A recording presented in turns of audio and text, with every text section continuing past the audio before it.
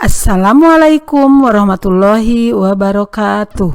Halo anak-anak, kita berjumpa lagi dalam tema 4, globalisasi, subtema 2, globalisasi dan manfaatnya, pembelajaran 4. Anak-anak, apakah globalisasi selalu memberikan manfaat yang positif? Apa sikap yang harus kita kembangkan untuk menyikapi era globalisasi ini? Yuk kita baca teks berikut. Globalisasi bermanfaat atau tidak? Apa manfaat globalisasi bagi manusia di berbagai belahan dunia? Perhatikan di sekitar kita. Ketika kita berbelanja di supermarket, kita menemukan berbagai makanan dan barang yang diproduksi di luar negeri. Aneka pasta dari Italia, keju dari Belanda, kursi plastik buatan Tiongkok, atau peralatan dapur produksi Jerman. Apakah makanan dan barang produksi Indonesia juga ada di luar negeri? Tentu saja. Sekarang di negara lain tidak sulit menemukan gudeg dalam kaleng produksi Indonesia. Kain dan perabot hasil karya pengrajin daerah pun semakin terkenal di mancanegara.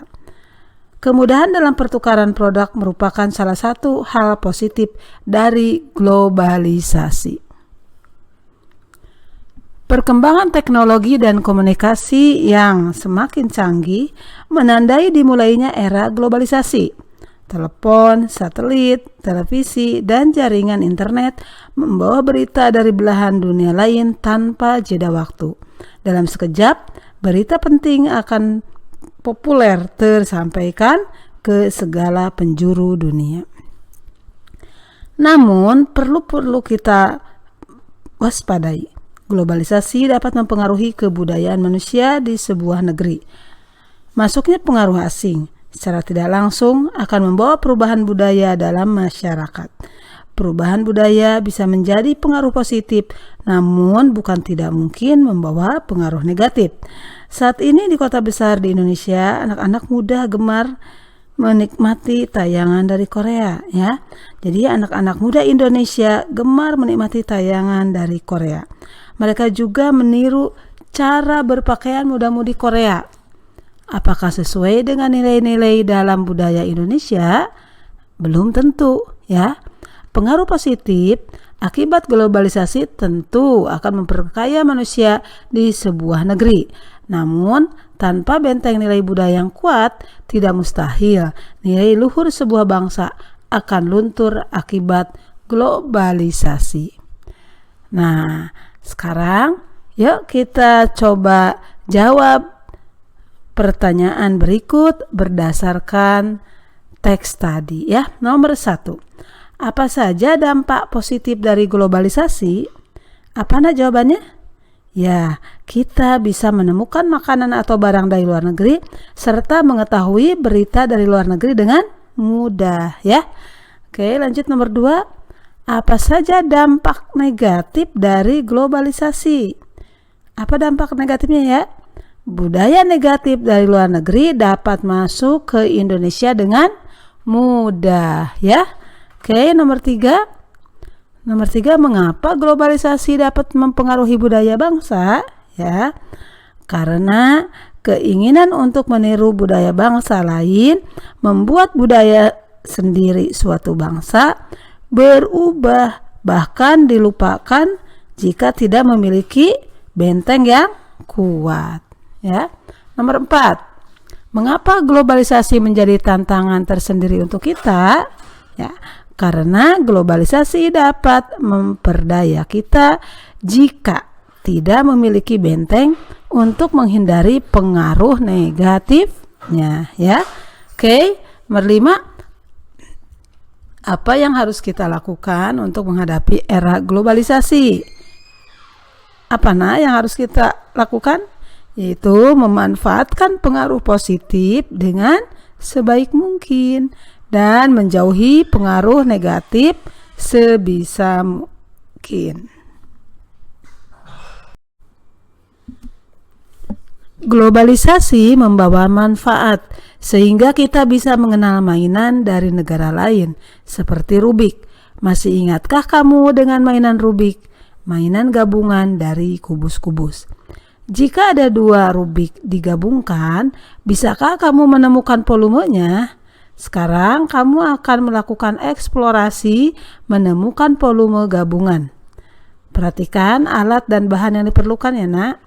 2 bangun kubus berukuran sama dan balok dengan ukuran seperti gambar. Kemudian 1 kantong pasir ya. Perhatikan di situ ada kubus yang rusuknya 6 cm ya di bangun 1. Kemudian di bangun 2 ada kubus yang rusuknya 6 cm juga. Kemudian bangun ketiga adalah sebuah balok dengan panjang 12 cm, lebar 6 cm dan tinggi 6 cm ya. Oke. Ikuti langkah-langkah kegiatan berikut ya. Masukkan pasir ke dalam bangun 1. Nah, pasir masukkan ke situ ya hingga penuh, berarti sampai atas penuh. Kemudian yang kedua, masukkan pasir ke dalam bangun 2 juga hingga penuh. Nah, lanjut. Pindahkan pasir dari bangun 1 dan bangun 2, pindahkan ke bangun 3 ya. Oke nak? Nah, sekarang pertanyaannya, apakah semua pasir dari bangun 1 dan bangun 2 dapat mengisi ruang di dalam bangun 3? Nah, apakah terdapat sisa pasir yang tidak dapat masuk ke dalam bangun 3? Jelaskan. Jadi ternyata semua pasir masuk ke bangun 3 tanpa sisa ya, karena jumlah volume bangun 1 dengan bangun 2 sama dengan volume bangun 3 ya. Oke. Sekarang lanjut. Lakukan sebaliknya. Pindahkan pasir dari bangun 3 ke bangun 1 dan 2. Apakah semua pasir ya dari bangun 3 dapat mengisi ruang di dalam bangun 1 dan 2? Apakah terdapat sisa pasir yang tidak dapat masuk ke dalam bangun 1 dan 2? Ya, coba apa jawabannya nak? Ya, semua pasir masuk ke dalam bangun 1 dan 2 tanpa sisa. Karena volume bangun 3 sama dengan jumlah volume bangun 1 dengan bangun 2 ya. Oke, lanjut. Nah, jika kamu perhatikan dengan seksama, bangun 3 dibuat dengan menggabungkan bangun 1 dan bangun 2 ya. Berdasarkan kegiatan yang kamu lakukan tadi, bagaimana hubungan antara volume 1, 2, dan 3? Nah, hubungannya adalah bangun 1 sama dengan bangun 2 ya. Sama saja dengan setengahnya dari bangun 3 ya. Oke, begitu ya. Mari kita buktikan hubungan volume antara bangun 1, bangun 2, dan bangun 3 dengan menghitungnya. Hitunglah volume bangun 1 ya. Bangun 1 tadi rusuknya 6 kan? Berarti volumenya adalah 6 kali 6 kali 6, yaitu 216 ya. Kemudian bangun 2. Nah, bangun 2 tadi rusuknya 6 juga kan? Berarti 6 kali 6 kali 6 yaitu 216 juga ya. Nah, bangun 3 tadi bentuknya adalah balok ya. Panjangnya tadi 16, lebarnya 6 dan tingginya 6. Berarti volumenya adalah panjang kali lebar kali tinggi yaitu 12 kali 6 kali 6 yaitu 432 ya. Oke. Nah, apa hubungan antara volume ketiga bangun tersebut? Nah, hubungannya adalah apa nah tadi? Yaitu volume bangun 1 sama dengan volume bangun 2. Sama dengan setengahnya dari volume bangun 3. Ya, begitu. Paham ya nak ya? Oke. Nah, jadi kalian harus ingat volume bangun 1 tadi sama dengan volume bangun 2, sama juga dengan setengah dari volume bangun 3. Sedangkan Volume bangun 3 adalah sama dengan apa nak? 2 volume bangun 1 sama juga dengan 2 volume bangun 2. Oke anak-anak, lanjut kita lanjutkan lagi ya. Berdasarkan kegiatanmu tadi dapat disimpulkan bahwa volume bangun gabungan merupakan jumlah dari volume bangun-bangun pembentuknya ya. Oke. Sekarang perhatikan, globalisasi memberikan banyak manfaat bagi kita semua ya, termasuk untuk Mang Samad. Cerita pada pembelajaran 2 ya. Ternyata hal yang dilakukan oleh Mang Samad juga memberikan manfaat untuk warga di sekitarnya. Ayo kita cari tahu lebih lanjut ya. Waktu itu kita pernah belajar ya tentang Mang Samad. Ya, masih ingatkah kamu dengan cerita Mang Samad pada pembelajaran 2 ya? Yuk kita jawab ya. Nomor 1. Apa dampak yang dari usaha Mang Samad bagi warga di sekitar? Yaitu apa nak? Kemajuan usaha Mang Samad mampu meningkatkan taraf hidup masyarakat di lingkungannya. Oke, nomor 2. Mengapa usaha Mang Samad meningkatkan perekonomian warga? Iya, karena hasil dari Mang Samad, usahanya itu juga dirasakan oleh warga di lingkungannya ya. Kemudian yang ketiga, apa dampak dari yang dilakukan Mang Samad terhadap Indonesia? Yaitu apa nak? Mengharumkan nama Indonesia dan ikut memajukan perekonomian bangsa ya. Oke, selanjutnya nomor 4. Mengapa usaha Mang Samad memperkuat perekonomian bangsa? Nah, coba jelaskan.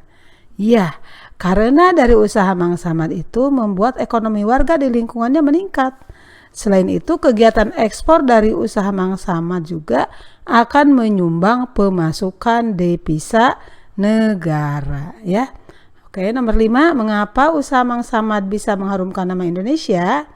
Karena produksi asli Indonesia buatannya mampu menembus pasar mancanegara ya. Hal ini akan membuat nama Indonesia semakin dikenal ya. Sikap berbagi apa yang bisa kita contoh dari Mang Samad? Apa nak jawabannya? Yaitu memberi kesempatan kepada orang sekitar agar dapat ikut merasakan hasil yang kita raih. Pada saat kita berhasil dari sisi perekonomian, kita juga membantu banyak orang untuk meningkatkan perekonomiannya. Sekaligus akan memperkuat perekonomian bangsa, ya.